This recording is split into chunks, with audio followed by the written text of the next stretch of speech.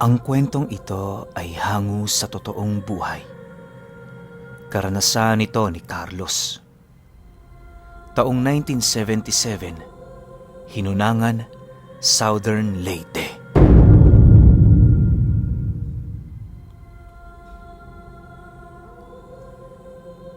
Itong mga panahong ito, kakapanaw lang ng lola ni Carlos. Yun na lamang ang nag-iisa niyang kasama sa buhay sa kadahilanang matagal na siyang inabandona ng kanyang sariling mga magulang. Nasa 11 taong gulang pa lamang siya noong nawala ito, kung kaya't masyado yung mahirap para sa kanya. Halos hindi niya mawari noon kung ano ang gagawin niya, lalo pat wala naman yung iniwang mga salapi bago yun pumanaw. Ang tanging naibigay lamang nito sa kanya ay ang gapalad na laki ng isang batong kulay itim. Ayon sa kanyang lola bago yun nawala, anuman ang hilingin niya sa batong yon, tuto pa rin ito. Dahil sa masyado pang bata itong si Carlos, kung kaya't nanatiling palaisipan para sa kanya ang mga huling mensahe ng kanyang lola.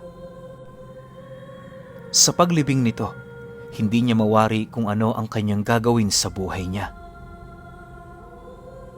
Lumipas ang ilang linggo matapos ang libing, naging mahirap ang sitwasyon ni Carlos sa iniwang bahay nito. Bagaman maraming nais sa kanyang kumupkop, minabuti niyang manatili roon ng nag-iisa. Hindi naman siya mapilit ng mga taong nagmamahal sa kanya, gawa ng sarili niya yung desisyon. Habang tumatagal ang panahon, natututunan na niyang mamuhay ng mag-isa. Ni minsan, hindi niya winaklit sa kanyang sarili ang batong ibinigay ng kanyang lola sa paniniwalang yon ang pinakamagandang naiwang pamana nito sa kanya. Pakiramdam noon ni Carlos, kapag tangan-tangan niya ang bato, lahat ng bagay magagawa niya. Hindi rin siya nakakaramdam ng anumang bigat ng katawan, kung kaya't nasusulit niya ang buong araw sa pagtatrabaho. Para mabuhay kahit nag-iisa, marami siyang sinuong na trabaho.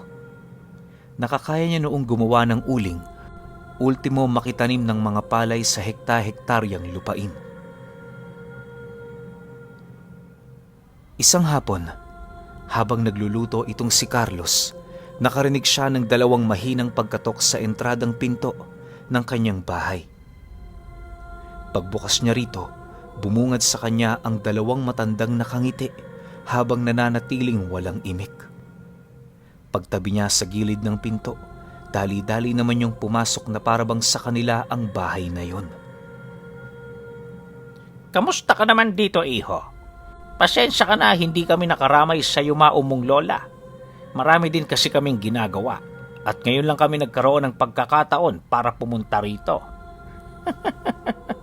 Tinatawag kami ng bato, batid kong nagkakasundo na kayo. Bungad na wika ng matanda pagkaupo nito sa silya. Nang marinig naman ni Carlos ang sinabi ng matandang yon, agad naman siyang napahawak sa bato sa kadahilanang nasisiguro niya na tanging siya at ang yumao niyang lola ang nakakaalam ukol sa bagay na yon. Sinubukan niya rin yung ilihim sa dalawa pero hindi niya na yon nagawa. Ang paningin ng mga ito nanatili kung saan niya itinago ang bato sa kanyang katawan. Dahil sa wala na siyang pagpipilian, kaya na may napilitan na siyang ilabas ito. Pagsilay doon ng dalawang matanda, bigla naman yung napatira pa habang nagbibigkas ng mga kataga na halos hindi niya maunawaan. Walang kaide-ideya si Carlos sa mga nangyayari, subalit ramdam na ramdam niya na sa bawat pagbigkas nito ng mga buhay na salita, lumiliit ang batong hawak niya. Hindi naglaon, nang maging kasing laki na lamang ito ng barya, doon na tumigil sa pag-uusal ang dalawang matanda. Sa pagtayo nito sa kanyang harapan, kabilin-bilin na nito sa kanya, nabantayan ng kanyang buhay ang batong yon. Matapos naman niyang marinig ang sinabi nito, wala naman siyang nagawa kundi ang sumang-ayon. Sa isip-isip niya, kahit hindi ito sabihin ng dalawang matanda, gagawin niya yon sapagkat yun na lamang ang huling alaala ng kanyang yumaong lola. Makalipas pa ang ilang minuto, nasipat niya ang isa sa mga ito na merong dinukot sa bulsa na kakaibang bagay. Inilapat yon ng matanda sa hawak niyang bato na siya namang naging sanhi upang yon ay maglaho.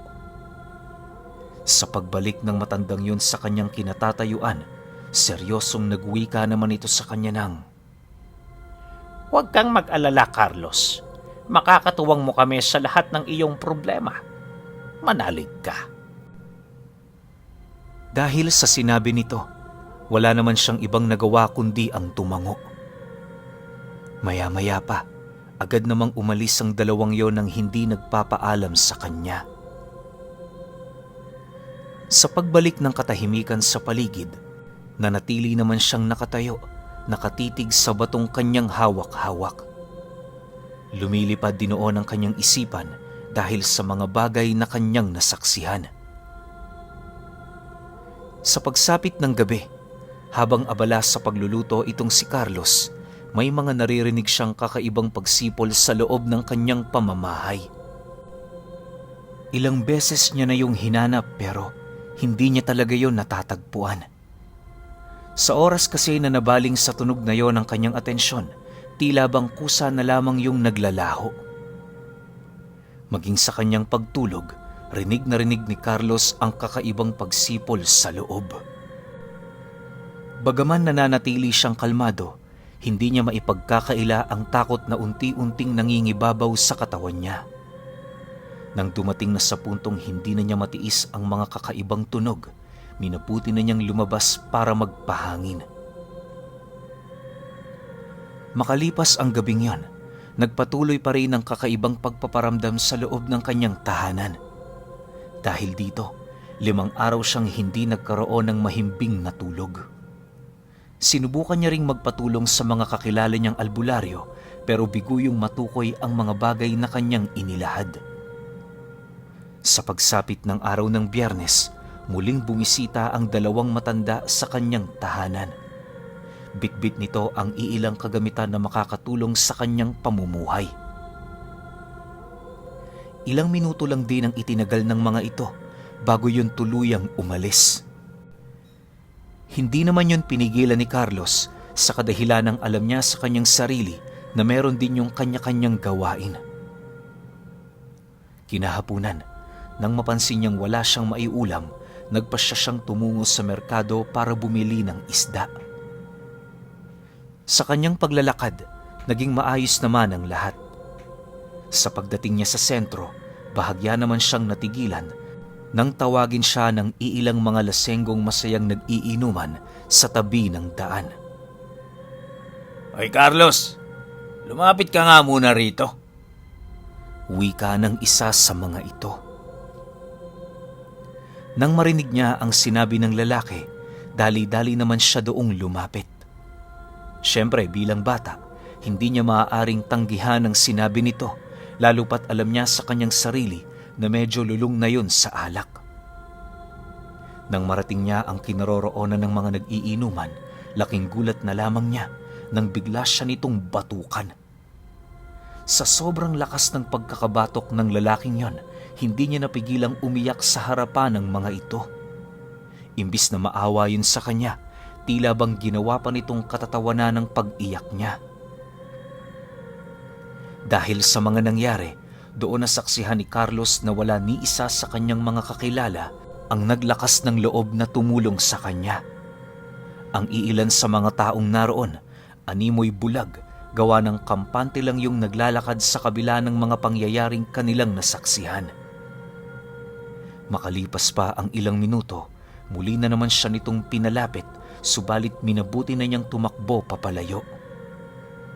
Habang tinatakbo niya ang daan, lahat ng kanyang mga daladala patungo sa merkado ay minabuti na niyang iwan.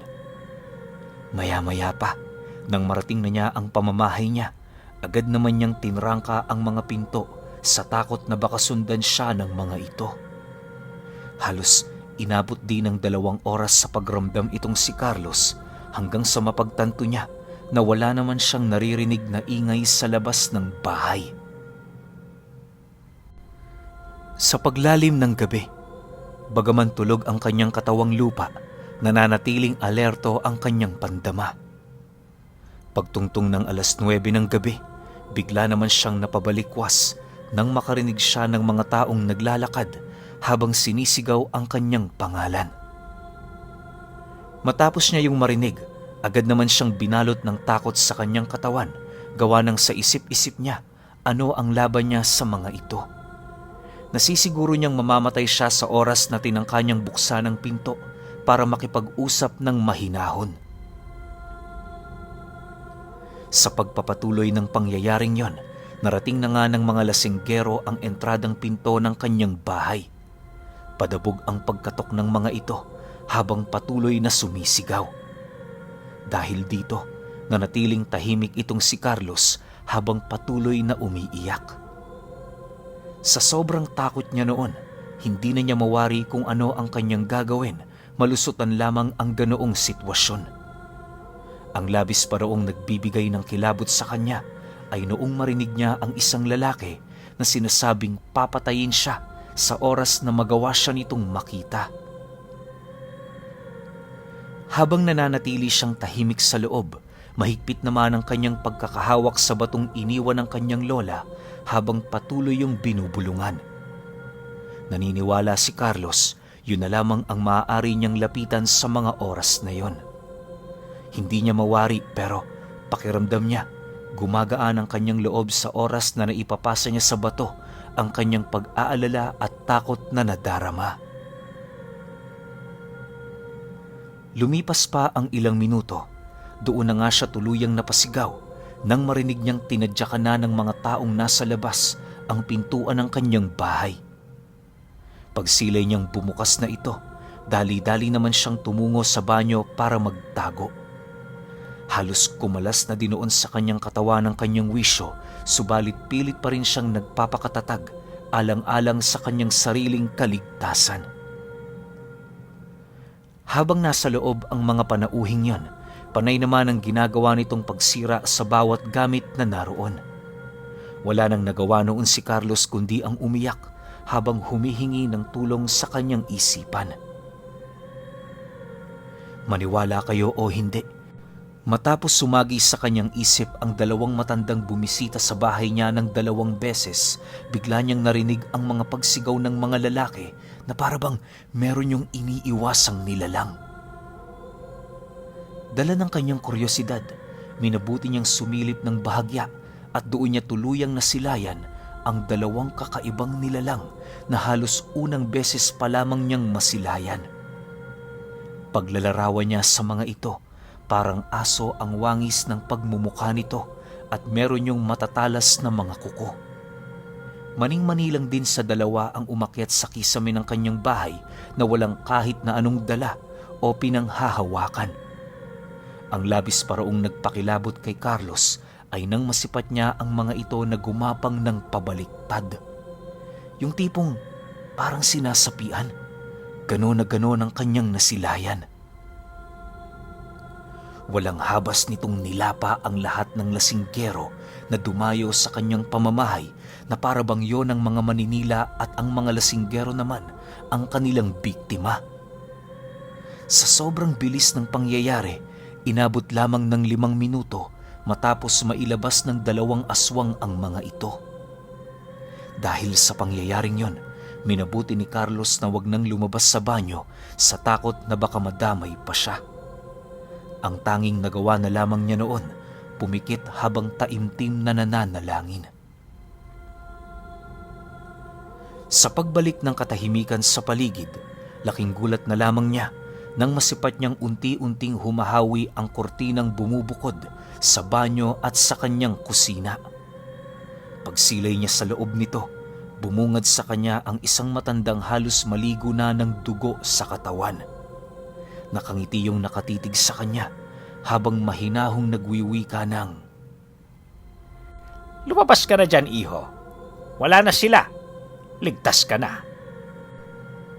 Dahil sa sinabi nito, doon pa lamang siya nagkaroon ng lakas ng loob na lumabas sa banyo. Pagdating nilang 2 noon sa labas ng kanyang bahay, bumungad sa kanya ang mga bangkay ng mga lasinggero.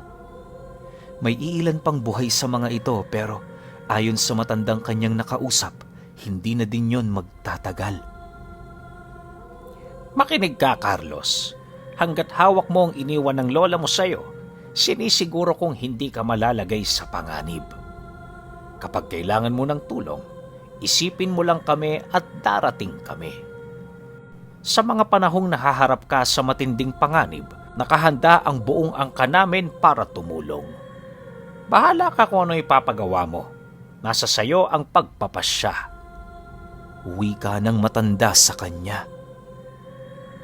Dagdag pa nito, hindi lang ordinaryong bato ang iniwan ng lola niya, bagkus ay isa yung bertud na sinasamba ng lahi ng mga aswang na tumutulong sa kanya.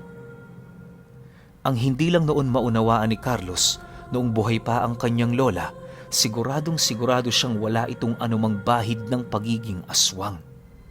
Sa katunayan, palasimba yung tao at nanggagamot din yun sa lugar nila. Palagi din itong nagro-rosaryo tuwing hapon, kung kaya't hindi niya lubos maisip na totoo ang mga katagang inilahad ng matanda.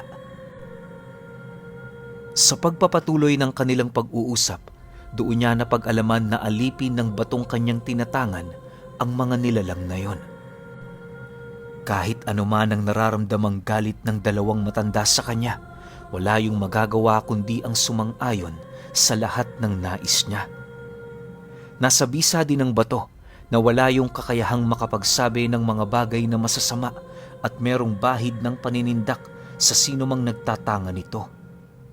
Mariing inilahad ng aswang, pinaghalong medalyon ng kanan at mutya ng kaliwa ang bumubuo sa batong yon. Upang magawa niyang malaman ang katotohanan sa likod nito, nagpasya siyang ipatingin yon sa isang albularyo. Bago niya yun gawin, inutusan niya ang dalawang matanda na kumalap ng salapi sa ibang lugar.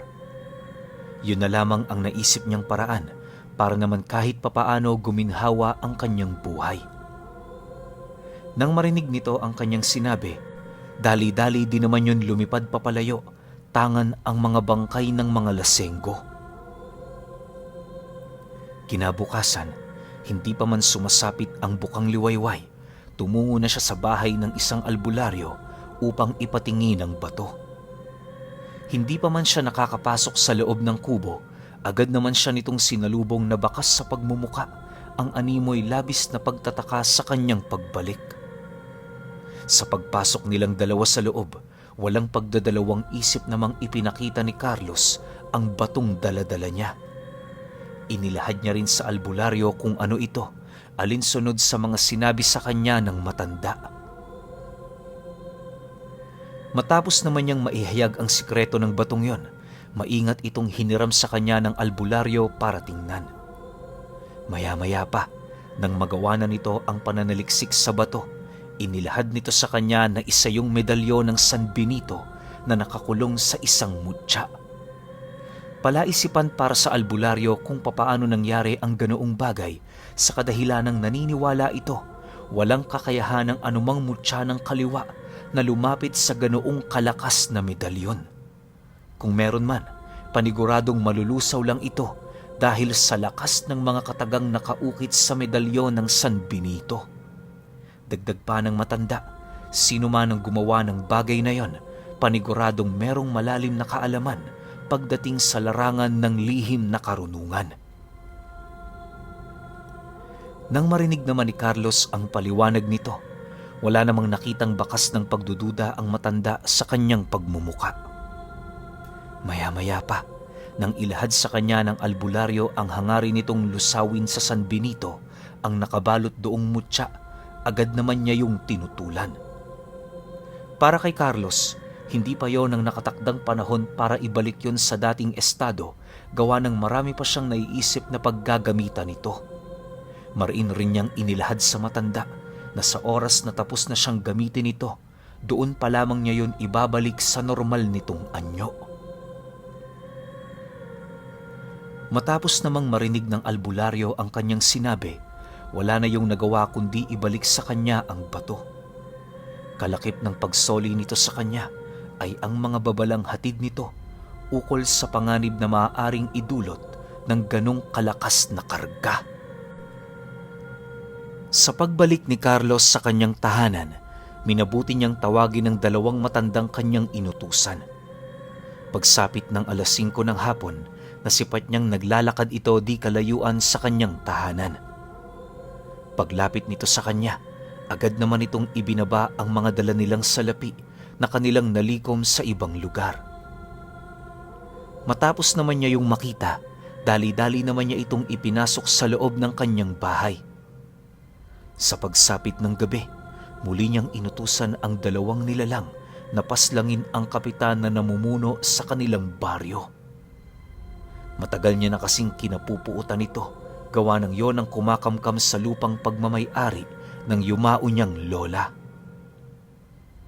Maliban doon, marami din itong panggigipit na ginawa sa kanila, kung kaya tanging kamatayan lamang ang nakikitang solusyon ni Carlos. Nang marinig naman yon ng dalawang matanda, agad naman yung tumango, hudyat ng kanilang pagsang-ayon.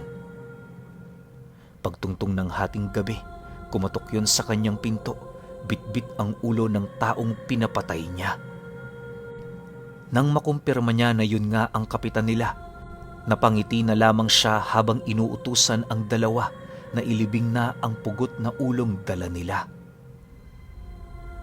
Sa paglipas ng buwan, lahat ng kinagagalitan ni Carlos ay matagumpay niyang nailigpit. Maliban sa kanya, wala nang nakakaalam ng kanyang napakadilim na sikreto. Habang tumatanda siya at nagkakaroon na ng maayos na pag-iisip, unti-unti na ring gumiginhawa ang kanyang buhay. Mabait namang tao itong si Carlos, sa mga taong ganun din ang ipinapakita sa kanya. Lahat ng mga nasa likod niya ay pinoprotektahan niya, habang ang mga taong nangangahas namang kumalaban sa kanya ay walang awa niyang inililigpit sa pamamagitan ng kapangyarihang inihabilin ng kanyang lola. Alam niyo ba na dahil sa abilidad na yon, naranasan niya ang respetong hindi niya akalaing makukuha niya sa ibang tao. Gumanda rin ng husto ang kanyang buhay na halos dumating na sa puntong hindi na niya kinakailangan pang magbanat ng buto. Sa pagpatak ng ika-40 kaarawan ni Carlos, personal siyang bumisita sa bahay ng albularyo para isuko ang abilidad na matagal na niyang iningatan. Bagaman uugod-ugod na ang matandang yon, hindi pa rin ito nakakalimutan ang minsan nilang pinag-usapan. Kahit sa halos humigit 100 taong edad ng matanda, nakakaya pa rin itong gumawa ng ritual para alisin ang mutyang nakabalot sa medalyon ng San Benito. Dala ng katandaan nito, inabot sila ng 3 linggo at 3 araw bago tuluyang nalinis ang medalyon. Marami rin silang inalay doon sa kadahilan ng kumapit na ito ng husto dahil sa mga gawaing pinanggamitan niya rito. Pagbalik ng matanda ng San Benito sa kanya, inabisuhan siya nitong lisanin na ang lugar nila. Magpakalayo-layo siya kung ayaw niyang paslangin ng mga aswang na minsang nanilbihan sa kanya ang buong pamilya niya. Matapos naman itong marinig ni Carlos, 1 araw lang ang inabot ng mapagpasyahan nilang umalis na sa lugar na yon. Lahat ng lupain nila roon ay ibinili nila sa mga pinagkakatiwalaang tao sa paniniwalang balang araw, babalik sila para magtayo roon ng negosyo. Inaasahan din niyang hindi sila masusundan ng mga nilalang sa kamay nilaan, lalo pat sumpa dito ang pagtawid ng dagat. Lumipas ang mga araw, narating na nga nila ang syudad ng Maynila. Napakalayo man ang kanilang biyahe, hindi nila ito ininda alang-alang sa ikatatahimik ng kanilang mga buhay.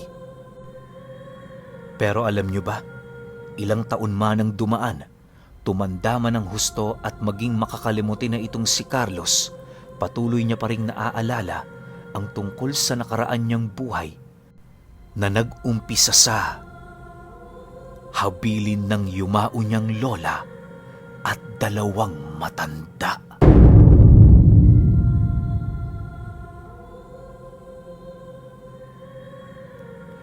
Okay, opinyon ko sa kwento. Hindi ba parang masyado pang bata si Carlos para pag-isipan yung kapitan nila ng isang brutal na kamatayan, 'di ba? Tsaka bakit hindi ginawa yun nung lola niya noong mga panahon nasa kanya pa yung bato? Bakit kailangan si Carlos pa yung gumawa? Well, hindi natin masisisi siguro yung lola niya. Unang-una, binanggit dito na palasimba yung lola niya, mabait, tapos nanggagamot pa. Siguro wala sa karakter ng lola niya yung tipong gagamiting advantage yung tinatanga na kapangyarihan o kakayahan para manakit ng tao kasi nga nanggagamot eh. Etong si Carlos, wala naman siguro siyang history na tumutulong sa ibang tao. So inisip nito na nung mga panahong naghihirap sila ng lola niya, doon pa lang siguro, bata pa lang siya, kinikimkim niya na lahat ng galit dun sa kapitan eh. Kasi nga, kinukuha yung lupain nila sa kanila yun. Tas nung naipasa na kay Carlos ng lola niya yung itim na bato kung ano man yun, talagang inisip ni Carlo na patayin yung kapitan na yun. Pero hindi pa rin doon natigil no? Sobrang dami pang ginawa ni Carlos, kaso nga lang, hindi na nasend hindi na nasabi kung ano-ano pa yung ibang bagay niyang nagawa. Pero yung tungkol sa San Benito, na nabalutan ng mutya ng kaliwa o kung ano man yan, napaka-imposibleng mangyari niyan. Hindi ko sukat akalain na pwede yun. Pero malay natin. Kasi nga, sobrang hiwaga ng mundo eh. Siguro ginawa yan sa mundo ng mga engkanto. Parang pinasadya to ng ninuno nila Carlos, kung sino man yung nagpagawa niyan. Kasi unang-una, may kakayahan kang kumontrol ng mga nilalang na nasa kaliwa. At the same time, meron kang proteksyon ng kanan ng San Benito. Sobrang hirap pagsabayin yan. Kasi nga, kagaya ng sinabi rito, nalulusaw yung mga nasa kaliwa kapag dumidikit sa medalyon ng San Benito. Ganun yun kalakas. So, medyo napapaisip lang ako kung papaano na-forge o kung papaano nagawa tong itim na bato na to na pinayakap nila yung mutya ng kaliwa sa medalyon ng San Benito na alam naman natin na sobrang makapangyarihan at saka nagpapaluhod nga ng demonyo yan eh. So, di ko alam kung paano nangyari pero malawak ang mundo, hindi natin masasabi, hindi natin pwedeng tuldukan. Pero kayo pa rin, kung may opinyon kayo sa kwentong ito, comment nyo lang sa baba. Yun lang, hanggang sa susunod na kwento. Salamat.